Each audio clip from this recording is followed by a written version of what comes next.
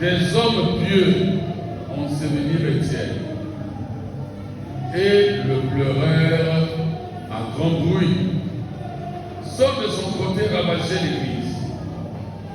Pénétrant dans les maisons, il enrachait hommes et femmes et les faisait jeter en prison. Ceux qui avaient été dispersés allèrent de lieu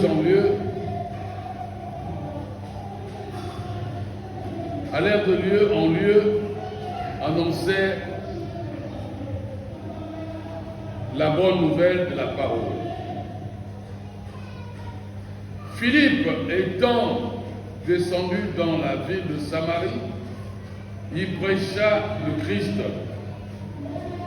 Les foules tout entières étaient attentives à ce que disait Philippe. Lorsqu'elles apprirent et virent les miracles qu'il faisait, car des esprits impurs sortirent de plusieurs démoniaques, en poussant de grands cris, et beaucoup de paralytiques et de boiteux furent guéris. Et il y eut une grande joie dans cette ville. Il y avait auparavant dans la ville un homme nommé Simon, qui se donnant pour un personnage important, exerçait la magie et provoquait l'étonnement du peuple de Samarie. Tous, depuis le plus petit jusqu'au plus grand, l'écoutaient attentivement et disaient: celui-ci est la puissance de Dieu, celle qui s'appelle la grande.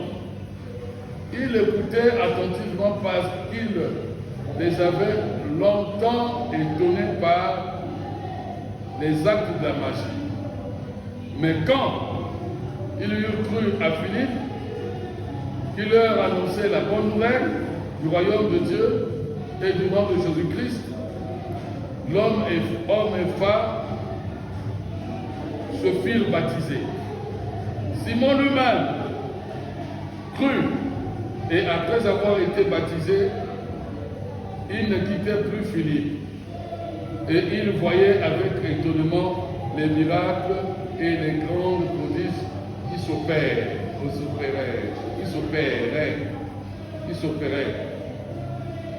Alléluia.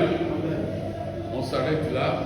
Nous avions lu donc le livre de Marc, chapitre 15 et chapitre